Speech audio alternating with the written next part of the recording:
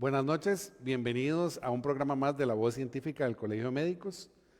En esta noche tenemos el agrado de contar con un gran amigo, conocido ya hace mucho tiempo, el doctor Mario González, que es especialista en urología. Y precisamente invitamos a Mario hoy, porque en este mes, en el mes de noviembre, tratamos de hacer campaña en cuanto a todo lo que es salud masculina. ¿Y quién mejor para hablar de temas, ¿verdad?, que a veces son incluso con muchos tabúes y con algunos mitos, que Mario? Así que Mario, bienvenido a este espacio, ¿verdad?, de tu programa, y muchas gracias por acompañarnos. No, hombre, con mucho gusto. Ahí, cuando me llamaste, con muchísimo gusto. O sea, estos espacios siempre son muy importantes, para estar en contacto, ¿verdad? Con todos los médicos, ¿verdad? Que tal vez no tienen acceso a un urólogo, que no pueden, o están tal vez un poquitito desactualizados y quieren reforzar ciertas cosas, y también el público en general, ¿verdad? Que quiera sacar alguna duda o quiera retocar algún tema urológico, que para eso estamos. No, muchísimas gracias. Ustedes saben que siempre tratamos en estos programas de contestarle las preguntas que ustedes tengan. Entonces, conforme vamos desarrollando, si tienen gusto, pueden ahí escribir en el Facebook y aquí me van pasando las preguntas y las vamos evacuando con Mario. Entonces, Mario, aprovechando que estás aquí y con ya tu amplia experiencia, ¿verdad?, que tenés una trayectoria muy conocida, que sos uno de los urólogos más actualizados en equipo y en procedimientos que realizás. ¿Cuáles consideras vos que son los principales motivos por lo que a los hombres nos cuesta tanto, ¿verdad?, consultar, buscar, ¿verdad?, orientación y consultar? Que siempre es un tema como muy tabú, ¿verdad? Y también como machista, porque nosotros no nos enfermamos, ¿verdad? Los hombres no nos enfermamos, somos proveedores, velamos por la salud de los demás, por el que nuestra familia tenga todo lo necesario, y muchas veces nos descuidamos. Y cuando nosotros tenemos algo o no queremos aceptarlo, o no somos tan abiertos, ¿verdad? Tal vez como las mujeres, que sí son abiertas, que tienen algo y rápido buscan y preguntan y toda la cuestión. Nosotros somos como más reacios, ¿verdad? Primero a buscar ayuda, y segundo a reconocer, ¿verdad?, que tenemos algo malo. Entonces, esos son como los grandes fallos que tenemos nosotros como hombres para acceder a tiempo a una consulta urológica, ¿verdad? Que es como un ruido en el carro. O sea, cuando uno tiene un ruidito en el carro, entre más rápido va, mejor. Y cuando a uno le falla algo en el carro, va de un solo, pero cuando le falla algo a uno, generalmente uno lo deja como de lado. Entonces, esas son las cosas como que hacen que nosotros consultemos un poquitito más tarde. Y ve que interesante ¿verdad?, esa metáfora que usas, porque es cierto, ¿verdad? La mayoría de veces nos pasa, ¿verdad?, en muchas de las especialidades que atendemos hombres, de pronto en el medio de la conversación hacemos algunas preguntas y saltan, ¿verdad?, cuestiones que ya empezás a investigar y entonces te dicen, no, yo tengo años, Sí, sí, sí. ¿verdad? Y el motivo la razón fundamental que dan la mayoría de las personas es, uno, temor, Ujú. ¿verdad? Lo otro, no, es que yo no voy al urólogo por la cuestión, ¿verdad?, machista de este mito que tenemos del examen del tacto rectal, por ejemplo, ¿verdad? Porque que es algo también que la gente hasta bromea muchísimo con eso, ¿verdad? Cuando se acercan los 40 años ya todo el mundo empieza como a temer que tiene que ir, ¿verdad? Y eso, pues obviamente más bien sabemos, como bien vos lo decís, que es prevención. Pero bueno, de tu experiencia, ¿cuáles son tal vez los principales motivos más sencillos de consulta que vos ves en la salud masculina? El principal es el crecimiento prostático, la hiperplasia o toda la sintomatología del tracto urinario bajo. Los señores después de 50 ya empezamos a tener ciertos cambios, ¿verdad? Esa es como la primera causa de diagnóstico. La segunda, disfunción eréctil, ¿verdad? Esa disfunción eréctil o cualquier trastorno sexual, ¿verdad? Puede ser pérdida de la libido, disfunción eréctil, eyaculación precoz, eyaculación retardada. Entonces son todos esos, ese aglomerado de diagnósticos. Y posteriormente las emergencias, los dolores testiculares son un diagnóstico frecuente, el dolor pélvico crónico, lo que se llamaba antes prostatitis crónica o que ahora lo conocemos como inflamación pélvica crónica, también, y en general problemas para orinar en general. En general, ese es como el motivo de consulta, Sí, correcto. ¿verdad? Cuando Ujú. empezamos a notar que el chorro algo pasa con el chorro de la orina. Correcto, ¿Verdad? esa es como la principal. Y ahora haciendo énfasis, ahora que mencionabas lo del el mes de la concientización de la salud masculina, ¿verdad? Nosotros aprovechamos para hacer hincapié en que se diagnostique tempranamente, acudir al médico cuando no estamos con síntomas, porque una vez que tenemos síntomas ya puede ser que ya tengamos ciertos goles en contra, ¿verdad? Entonces la idea es consultar cuando estamos bien para seguir estando bien. Exacto. Y, por ejemplo, bueno, tal vez enumeremos unos 3 de estos, ¿verdad? Que mencionábamos, para darles como tips, podría ser, ¿verdad? Como estos pasos que deberíamos seguir los hombres, que, que nos despierten esas alertas para consultar de forma temprana, como vos decís, ¿verdad? Y hablemos, por ejemplo, de la hiperplasia prostática, ¿verdad? Que es algo que sucede en casi todos, ¿verdad? No, tal vez no todos tengan síntomas, pero tal vez hablarnos un poco qué es la hiperplasia y cuáles son como esos síntomas generales que deberíamos estar atentos. Que la hiperplasia nos sucede a todos en grado menor o en grado mayor, más jóvenes o mayores, pero a todos nos va a pasar, o sea, a todos nos va a dar la hiperplasia. Y hay ciertos cambios en la próstata después de los 40 años y más acentuados después de los 50, donde hay un cambio hormonal y hay un cambio en los receptores androgénicos en la próstata y hay un cambio en la anatomía normal de la próstata y se va agrandando. Entonces la próstata es una glándula. Entonces tiene su estroma, ¿verdad? Que son como la parte fibrosa, que es músculo, que es colágeno, y también tiene glándula, ¿verdad? Que es el adenoma. Entonces esto por ciertos trastornos hormonales, inflamación crónica, sedentarismo, los estilos de vida, herencia, van cambiando y se van engrandeciendo, o sea, se van haciendo más grandes. Y esto yo siempre le digo a los pacientes que imagínense que es como una naranja o como una mandarina, que los gajitos son como la carnita de la próstata y el corazón de la mandarina es como el caño de la orina, y esos gajitos se van a ir aumentando de tamaño de manera muy, muy lenta. Esto no sucede de la noche a la mañana, no es como una piedra, ¿verdad? Que en la mañana estamos bien y en la tarde estamos quebrados del dolor. La hiperplasia es muy lenta. Entonces puede crecer al principio 1 o 2 gramos al año y después crece 5 o 10 gramos al año, después perdón, después de que llega a cierto volumen, crece 15, 20 gramos al año. Entonces ahí es cuando empezamos a sentir los síntomas de manera más aguda. Lo primero que nosotros notamos como médicos, que los examinamos, es residuo. Eso los pacientes no lo notan. Entonces ellos llegan asintomáticos a la consulta, uno lo revisa, le hace un ultrasonido y lo manda a orinar y se deja mucha orina adentro. O sea, cuando se dejan más de 50 cc, eso no lo van a notar. Ellos orinan y como si nada, no les da orinadera, no les da dolor, no les da nada, pero uno nota ya 50 cc o 100 cc y ya ahí uno ya como que levanta las alarmas. Y los síntomas, cuando ellos van a consultar, generalmente es el chorro más débil, que tienen que hacer algún tipo de esfuerzo, ese es el segundo, que gotean al principio o al final del chorro, que se tienen que levantar más de 2 veces en la noche. Levantarse una vez o 2 veces pasa. Ya levantarse más de 2 veces para orinar, ya eso es un síntoma importante. Intermitencia, o sea que el chorro orinan, paran. Y urgencia, que no les dé tiempo de orinar, que es el típico señor que dice, yo estoy súper bien, pero cuando llego a la casa me estoy orinando, o cuando me lavo las manos me estoy orinando. Eso es urgencia, eso es que la vejiga se empieza a contraer para tratar de expulsar ese residuo. Entonces, el residuo nosotros lo vemos mucho antes de que el paciente empiece a tener urgencia. La vejiga va a compensar, o sea, cuando la próstata empieza a crecer, la vejiga es como una bomba, es como un fuelle, y ella se contrae de manera fuerte para vencer esa obstrucción que es la próstata. Entonces, durante un tiempo, unos años, la vejiga va a compensar esa obstrucción y posteriormente se va a descompensar. En esta fase de descompensación es cuando empiezan los síntomas. Es como, digamos, para que nos entiendan, en la casa se cansa, ¿verdad? La vejiga se Llega un cansa. punto en que se cansa. La vejiga se cansa. Yo les explico a los pacientes que es como si tuvieran un carro modelo 80, ¿verdad? Mientras usted lo ande ahí en planito, no pasa nada, pero si se toma sus cervecillas o se toma licor o etcétera, va a poner el carro como a subir una cuesta y se va a quedar varado. Eso es lo que les pasa muchas veces a los pacientes.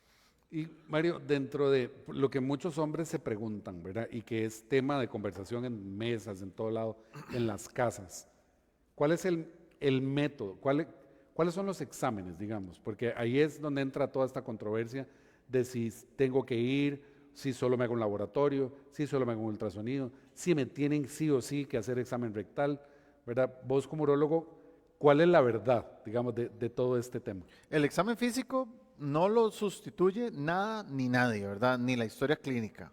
Eso no lo sustituye nada. Ningún examen de la sangre, ningún ultrasonido, ninguna resonancia. Entonces, el examen físico y la historia clínica es muy importante. Y ahí es donde nosotros nos damos cuenta como médicos si el paciente tiene algo malo. Muchos pacientes se van a punta de examen de sangre, pero el examen de sangre muchas veces no se eleva con el cáncer de próstata. Y especialmente en los tumores agresivos, en los tumores que nosotros llamamos indiferenciados, no elevan el examen de sangre. Entonces un paciente puede tener un tumor a todo mecate y tener un antígeno muy bajo, entonces uno no se puede confiar. El antígeno no necesariamente se eleva por cáncer, se va a elevar por cualquier cosa que le pase a la próstata. Crecimiento, infecciones, hiperplasia, prostatitis y cáncer. Entonces, de todos esos diagnósticos, el cáncer es el único que a nosotros nos interesa diagnosticar de manera temprana, porque si es un crecimiento prostático, uno le da una pastilla o le da un tratamiento, cualquier cosa, el paciente está mejor, pero si uno no diagnostica un cáncer a tiempo, ese cáncer lo puede matar. Entonces, el antígeno se puede elevar por cualquier cosa.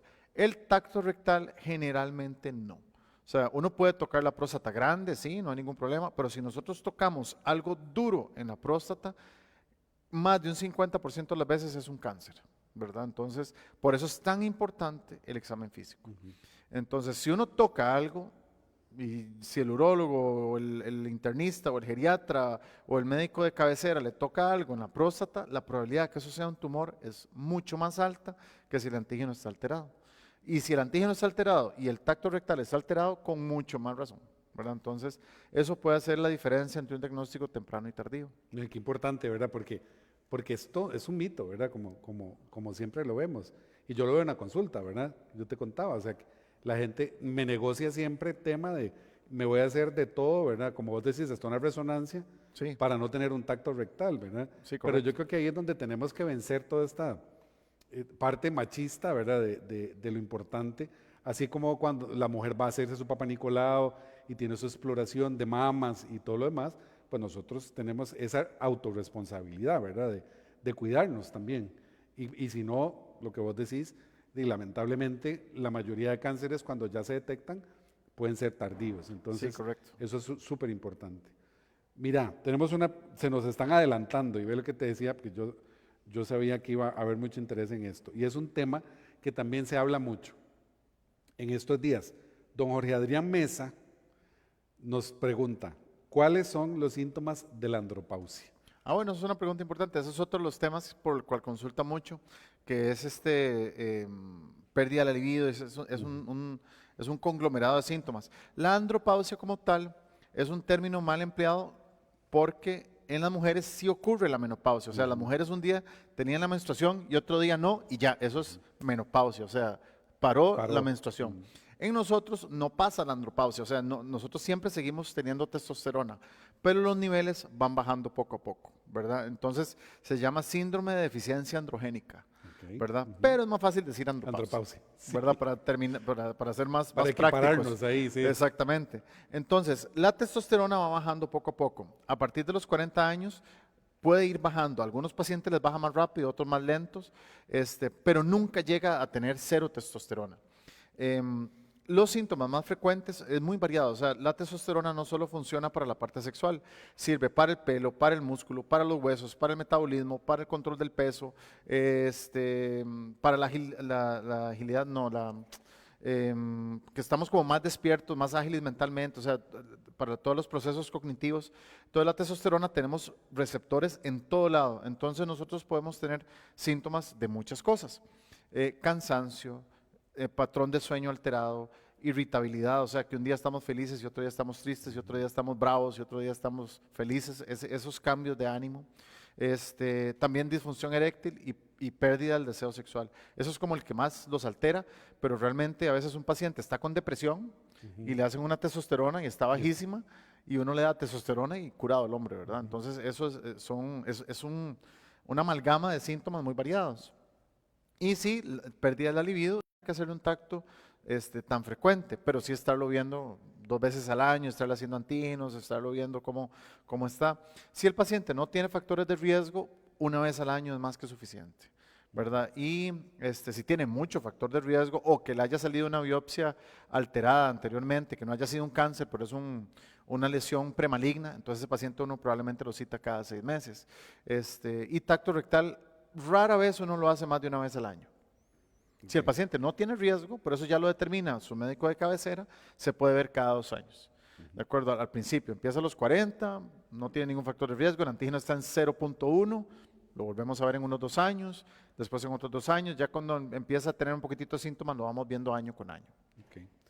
Nos preguntan también por ahí, pero creo que ya lo contestaste, porque era el uso de testosterona después de los 50 años, ¿verdad?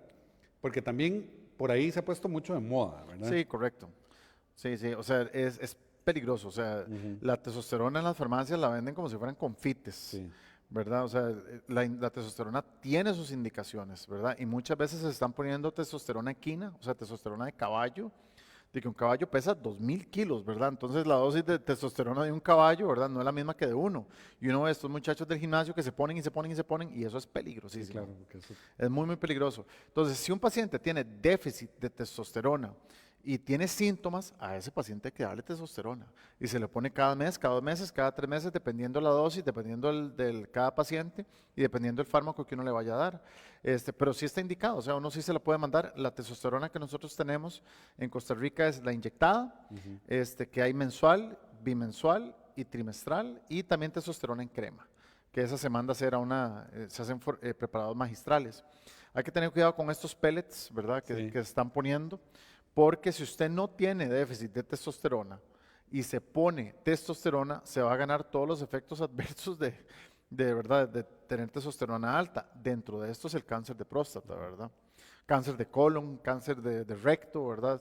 Si nosotros tenemos testosterona normal y nos ponemos 1 kilo de testosterona, no vamos a mejorar en nada, porque no tenemos ningún déficit, ¿verdad? Si nosotros tenemos déficit, la testosterona que nosotros vamos a indicar es para llegar a rangos terapéuticos. Entonces, ahí estamos perfectos, ¿verdad? Porque estamos llegando a una dosis controlada, que vamos donde nuestro médico de cabecera, etcétera, y nos controla eso. Si tenemos la testosterona alta y nos ponemos 3 pellets, realmente no es muy recomendado, no está indicado y no es algo que deberíamos de estar luchando contra esto, pero sí lo vemos con mucha frecuencia. Sí. No, y ve que es algo que insistimos mucho en este programa y es precisamente el no automedicarse, ¿verdad? No Primero, automedicarse. siempre. Eso es algo que independientemente del tema que les traemos para compartir con ustedes, lo discutimos, ¿verdad? Que yo sé que es difícil conseguir citas en los EVAIS, ¿verdad? Que ustedes también, ahora tenemos este fenómeno en las farmacias, que cualquiera que en la farmacia te recomienda cosas, ¿verdad? Pero confíen siempre en los médicos, ¿verdad? Nosotros en nuestra formación, incluso básica, tenemos estas herramientas para poder orientarlos y poder buscar la mejor forma de solucionar un problema, ¿verdad? Antes de que tomen la decisión, como bien decías vos, ¿verdad? De inyectarse, por ejemplo, testosterona en este caso. Hablemos de infecciones urinarias, ¿verdad? Que es otro problema frecuente, ¿verdad? No tan frecuente, obviamente, en hombres como en mujeres, pero ¿verdad? Que también es un motivo de consulta. ¿Cuáles son los principales, tal vez, Mario, factores de riesgo en los hombres para desarrollar infecciones urinarias? Ahora sí, desde que pasó la pandemia, sí hemos visto un incremento en hombres jóvenes especialmente consultando por infecciones de orina, porque pasaban mucho tiempo sentados, eso es un factor de riesgo. Muchas veces pasaban sentados en un banco, ¿verdad? O en una silla que no es de trabajo, entonces eso hace compresión, ¿verdad? En la zona del periné, que es donde está la próstata, entonces ahí esa presión nos puede causar cierta inflamación, que no toman agua, ¿verdad? Que pasan muchas horas sin tomar agua o los que se aguantan mucho las ganas de orinar. Entonces, muy frecuentemente taxistas, autobuseros, tráficos, policías, ¿verdad? Que andan en la calle todo el día y no toman agua y tampoco pueden andar orinando, tienen una oficina para orinar, entonces se aguantan las ganas de orinar. Los que trabajan en el campo se deshidratan muchísimo. Entonces están trabajando bajo el sol, ¿verdad? Y ellos piensan que por tomarse 1 litro de agua, ya, pero realmente tienen que tomarse 3 litros, ¿verdad? Para empatar, versus alguien que es un contador que trabaja en una oficina con aire acondicionado que probablemente a él ese litro sí le alcanza, pero a un muchacho que trabaja en el campo tiene que tomarse 3 litros, ¿verdad? Entonces, tomar poco líquido, pasar mucho tiempo sentado y aguantarse las ganas de orinar, son como las causas más frecuentes de infecciones en hombres jóvenes. En hombres mayores, ya cuando la próstata empieza a crecer y uno se deja orina adentro, que eso se llama orina residual, eso se infecta. O sea, si uno deja una orina en un vaso, ¿verdad? Por 6 horas, ya empieza a oler como a orinal, ¿verdad? Entonces, si nosotros nos dejamos orina adentro, pasa un fenómeno similar. Entonces, hay proliferación de bacterias y demás, y si a eso le agregamos que toman poco líquido, que pasan mucho sentados y que se aguantan las ganas de orinar, pues va a haber mucho más infecciones. Entonces, al final, es mucho educación también, ¿verdad? O sea, la parte del autocuidado, Correcto, sí, sí, ¿verdad? sí. Estar bien hidratados, no aguantarse las ganas de orinar es facilísimo y baratísimo, ¿verdad? Es la receta más barata, ¿verdad? Tomar agua y vaya a orinar frecuentemente y aún así nos cuesta. Sí, claro, sí, sí, porque bueno, el tema de tomar agua es difícil, ¿verdad? Con todos, ¿verdad? Porque les recomendamos siempre nosotros el tomar líquido constantemente y es todo un tema, ¿verdad? Sí, sí. Es todo un tema. Bueno, hablemos de cáncer de próstata, ¿verdad? O sea, porque obviamente, ¿verdad? Es lo que nos asusta y yo creo que es el motivo por el que la mayoría no va, ¿verdad? Sí, sí, sí, sí, por Porque el no- miedo, por el miedo el que les da. miedo, ¿verdad? Por el miedo. ¿Qué tan frecuente es el cáncer de próstata? Es, Números de nosotros, números de Costa Rica. es muy frecuente, o sea, nosotros por el sistema de salud que tenemos, ¿verdad? Y que el acceso a la medicina aquí es, digo, en todo lado hay, diagnosticamos mucho. Entonces, la tasa mundial es de 29 casos por cada 100.000 habitantes. Aquí es el doble, aquí es de 50, ¿verdad? Entonces, es mucho, ¿verdad? Muchos de estos pacientes, uno los agarra temprano, pero hay muchos que ya llegan metastásicos, o sea, que ya llegan avanzados. Y eso es lo que uno no quiere. Y recordemos que el cáncer de próstata no da nada de síntomas, nada. O sea, cuando está iniciando, nada, o sea, ni orinadera, ni chorro débil, ni pujar para orinar. Y cuando uno tiene al señor al frente y uno le toca algo y el antígeno está medio más o menos, y le hace una biopsia y sale con cáncer, ellos se preguntan, "Di, pero ¿cómo? O sea, si yo no tengo nada, No si yo tengo estoy nada. bien, estoy pura vida, no puede ser, ¿verdad? Pero ese paciente se cura, ¿de acuerdo? Ya cuando el señor viene con pérdida de peso, orinando sangre, con dolor en los huesos, en retención por un cáncer de próstata, o sea, que se trancaron, ya por ese señor no hay mucho que hacer, ¿verdad? Ya tenemos la batalla perdida. Entonces, desde que el paciente le aparece el cáncer hasta que llega a metástasis, pueden pasar hasta 10 años. Entonces, si ya llegaron al 9 años y medio, nada hace uno, ¿verdad? Llorando por los Correcto. otros 10 años, ¿verdad? Entonces, más bien empiezan a consultar tempranamente. Que esa era la otra pregunta que te tenía yo, ¿verdad? Que, ¿qué tanto mata el cáncer de próstata? Porque eso es lo que ¿verdad? Muchas personas de historia familiar, por ejemplo, y dicen, no, pero tuvo, pero no pasó más, ¿verdad? Sí, sí, Pero precisamente lo que decís vos, o sea, esa detección temprana, sí, ¿verdad? correcto. Entonces, yo haciendo comparaciones, porque para que nos quede bien claro a los hombres, ¿verdad? Y ustedes, señoras, si su esposo no, o sus novios, ¿verdad? O sus hijos grandes, cuéntenles esto, ¿verdad? Porque así como el Papa Nicolau es para detectar lesiones tempranas que no hagan cáncer, el tacto rectal permite encontrar lesiones que son tratables, ¿verdad? Y que pueden realmente salvarle la vida. Entonces, ¿verdad? Romper con esto, ¿verdad? De que no me hagan tacto rectal, sino que ser conscientes y decir, bueno, si yo tengo historia en la familia, tengo factores de riesgo, que ahorita te voy a decir que nos digas cuáles son, ¿verdad? Esos factores de riesgo. Pues estoy obligado, por lo menos una vez al año, después de los 40, a consultar con el médico para realizar estos exámenes. Mario, entonces, ¿cuáles son esos factores que me pueden predisponer a mí a tener cáncer de próstata? Ok, número uno, la edad. Entre mayores seamos, vamos a tener más riesgo de tener un cáncer de próstata. Entonces, los pacientes de 100 años, si uno le hace una biopsia a todos tienen cáncer de próstata. Pero ahí la diferencia es que probablemente un señor de 100 años no vaya a fallecer de un cáncer de próstata, o sea, vaya a fallecer de cualquier otra cosa. Sí, claro, ¿verdad? Se estuvo revisando durante toda su vida. Si un paciente joven de 50 años se le diagnostica un cáncer de próstata, ese tumor sí lo va a matar. Entonces, por eso hay que hacer tanto énfasis en el diagnóstico temprano. La otra es la herencia. Si tenemos papás, tíos, hermanos, primos, abuelos con cáncer de próstata, nosotros tenemos hasta 4 veces más probabilidad de padecer de un cáncer de próstata. La otra son los pacientes de raza negra. Los pacientes de raza negra tienen más riesgo de padecer de próstata en general. Hiperplasia, y cáncer, ¿verdad? Entonces, si nosotros somos un paciente de raza negra y papá, tíos, hermanos con cáncer y tenemos 60 años, ahí la cosa no anda bien. Hay que revisarse. Sí, correcto. ¿Y factores externos? Ok, el estilo de vida saludable protege, o sea, no es que nos va a quitar de encima un cáncer, pero si nos diera, sería más favorable, ¿verdad? Que un paciente que hace dieta, que toma bastante líquido, que es activo, que su peso está cercano al ideal de peso, que no esté con mucho sobrepeso, les va mucho mejor, o sea, les va muchísimo mejor. Que un paciente, ¿verdad? Que come cochinadas, que está gordito, que es sedentario, que no se asolea, que es hipertenso no controlado, diabético no controlado, a eso les va mucho más mal. Y que fuma. Y que fuman, ¿Verdad? ¿de acuerdo? O sea, Entonces, a esos pacientes les va mucho más mal. Entonces, esos factores externos, mucho peor, perdón, esos factores externos van a hacer que nos compliquen a nosotros un poquitito el tratamiento, porque no les va, no evolucionan también como un paciente que es sano. ok. Bueno, súper importante. Vean que volvemos siempre al tema, ¿verdad? Estilo de vida saludable. El ser conscientes y ser responsables, una buena alimentación, ejercicio, no fumar, consumo moderado de alcohol, ¿verdad? Porque al final todo eso lo que hace es complicar todo lo demás. Correcto. ¿Verdad? Se va a aparecer.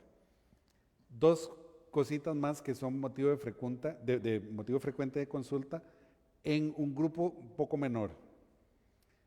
Eyaculación precoz. Ok. La eyaculación precoz, la definición es tener la eyaculación antes de penetrar o al minuto de haber comenzado el acto sexual, ¿verdad? El acto sexual hay un montón. Entonces, puede ser cualquier forma, tamaño, dimensión o color de relación sexual. Si eyaculan en menos de un minuto, eso es eyaculación precoz. Porque muchas veces los pacientes llegan preguntándonos, es que yo solo duro 10 minutos. O sea, usted tiene un concepto errado de lo que es eyaculación precoz, ¿verdad? Pero eso sí es muy frustrante, es muy agobiante, causa mucho problema de pareja, pero sí también puede manejarse. ¿Y cuáles son causas, digamos, que podría tener la eyaculación precoz? Generalmente es emocional, o sea, la erección como tal, que ahora si quieres podemos hablar de disfunción eréctil también, la erección es más, o sea, es más orgánico, o sea, ahí sí podemos tener problemas de diabetes, presión alta, etcétera. La eyaculación es más emocional, ¿de acuerdo? Entonces, muchas veces tiene que ver mucho cómo está el paciente de angustiado, cansado o predispuesto a una eyaculación precoz, ¿verdad? Entonces, muchas veces lo que les pasa a estos pacientes es cuando están más relajados, cuando se toman algunos vinillos o están de vacaciones o ya que no están tan estresados, el tema se les quita, Ajá. ¿de acuerdo? Sí, sí. Y cuando están en el corre-corre, yo no sé qué, estresados o cansados o lo que sea, ahí es cuando tienen más eyaculación precoz.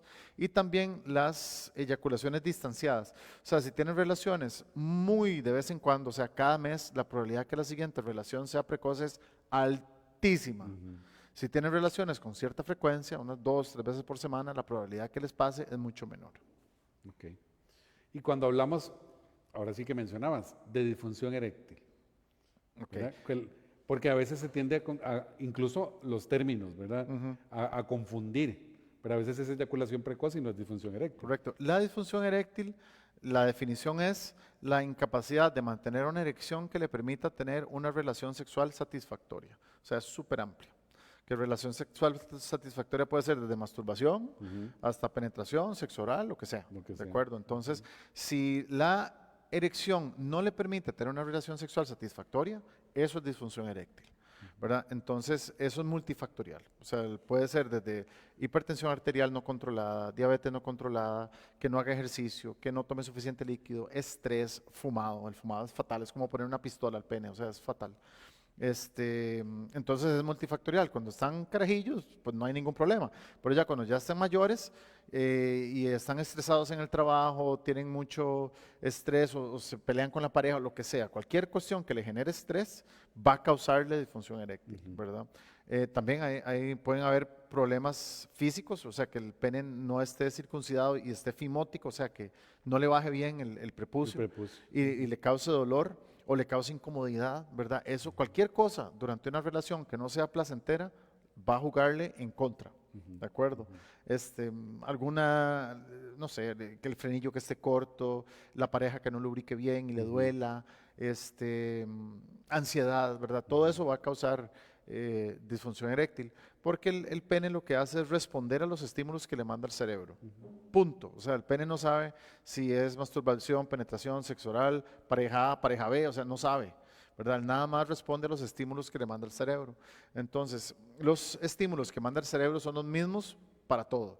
O sea, si estamos felices, dopamina, oxitocina, serotonina; si estamos estresados, cortisol, norepinefrina, ¿verdad? Entonces, y son las mismas respuestas para todos. Si estamos muy felices o si nos ganamos la lotería, son los mismos neurotransmisores que si estamos excitados sexualmente. Entonces, si estamos estresados, si estamos en una presa o si estamos que nos asaltaron o lo que sea, entonces van a ser cortisol, norepinefrina para salir corriendo o para pelear. Entonces, si vamos a tener relaciones y estamos, pucha, que le va a quedar mal, que tengo este problema en el trabajo, que yo no sé qué, que no sé cuánto, el pene piensa que lo asaltaron o que está en una presa o algo, entonces va a tener la disfunción, ¿verdad? No va a tener una erección que le permita tener relaciones.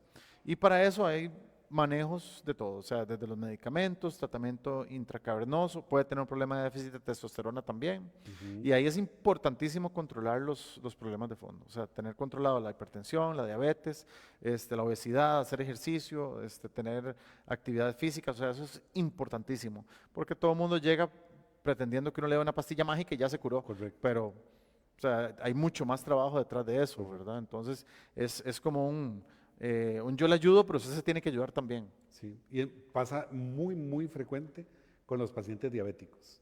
Sí. Con los diabéticos ya un poco más grandes, muy descontrolados de muchos años, que tienen una neuropatía ya establecida, ¿verdad? Y hacen disfunción y se preguntan por qué, Sí. ¿verdad? Entonces también en esa parte volvemos a la responsabilidad de cada uno también en velar porque las condiciones crónicas estén bien controladas, como vos decís. No existe la pastillita milagrosa, No. ¿verdad? Ahí ustedes se van a encontrar publicidad y les van a ofrecer un montón de cosas para solucionar momentáneamente, tal vez incluso la disfunción eréctil, pero también los medicamentos tienen sus consecuencias, ¿verdad? Y no todo el mundo puede tomar cualquier medicamento. Sí, correcto. Entonces, lo más recomendable siempre es consultar con su médico. Y si tienen la posibilidad, ante síntomas como Mario les ha comentado a lo largo de este rato, muy específicos, que tengan una valoración por urología, ¿verdad? Eso es muy, muy, muy importante. En la seguridad social, pues en estos días tenemos el problema de que estamos súper saturados, ¿verdad? Y que obviamente hay cuestiones que no pueden ser cubiertas tal vez de la manera que uno quisiera, ¿verdad? O ustedes quisieran, por una situación de volumen de personas, ¿verdad? Pero vean que es muy claro los pasos que hay que seguir para determinar sí o sí tiene que tener una valoración por urología. Y así como lo sabemos nosotros, lo saben ustedes, digamos, ¿verdad? Y eso también va a ser desde la urología priorizar cuáles son las personas que se van a ver, y eso ocurre en todo el país.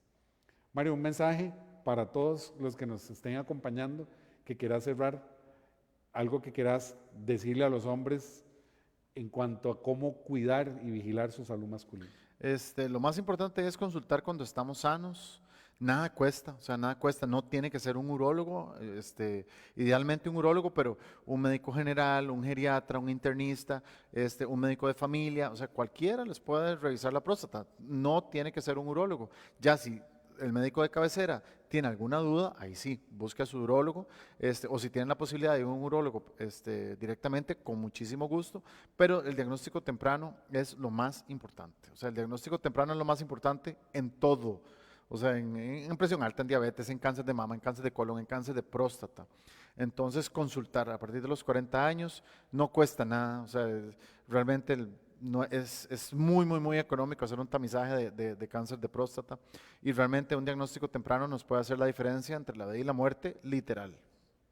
Bueno, muchísimas gracias, Mario, por acompañarnos este rato, ¿verdad? Porque venís de trabajar, ¿verdad? Estar todo el día y aún así te tomaste la molestia de acompañarnos.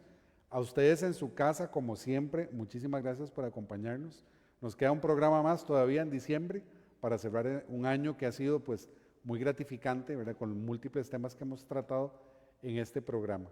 Y recuerden, ¿verdad? Como les decía Mario, ¿verdad? El doctor González, hay que prevenir, hay que consultar y hay que hacer caso, ¿verdad? Que tengan buenas noches y nos vemos en el próximo mes.